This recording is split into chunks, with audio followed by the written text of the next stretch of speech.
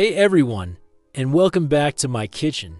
Today, we're tackling a classic comfort food, but we're making it ridiculously easy and fast. Get ready for the most tender, fall-apart Instant Pot roast with potatoes and carrots you've ever had.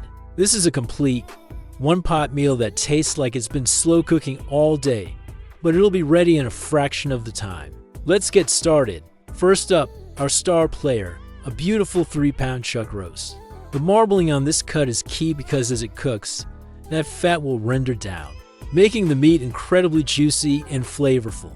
Pat it completely dry with paper towels. This is crucial for getting a perfect sear. Now, let's make a simple but powerful rub.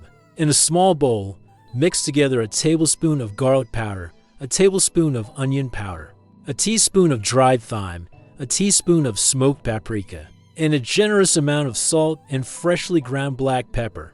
Give that a good mix and then rub it all over every single surface of your roast. Don't be shy here, more flavor is always better. With our roast seasoned, let's hit the saute button on our Instant Pot and set it to high. Add a couple of tablespoons of avocado or olive oil. Once the oil is shimmering, carefully place the roast inside.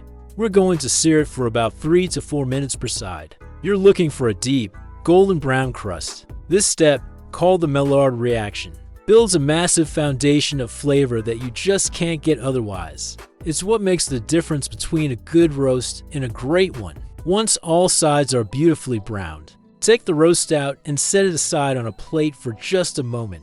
Look at all those brown bits stuck to the bottom of the pot. That's pure gold. To deglaze, pour in about 1.5 cups of beef broth. Use a wooden spoon or a spatula to scrape up every last one of those flavorful pieces. This not only adds flavor to our sauce, but also prevents the dreaded burn notice. Now, turn off the saute function. Place the trivet that came with your Instant Pot into the pot. This little rack will keep our roast from sitting directly in the liquid, allowing it to steam and become super tender. Place your seared roast right on top of the trivet for even more flavor. I like to toss a few sprigs of fresh rosemary and thyme right on top.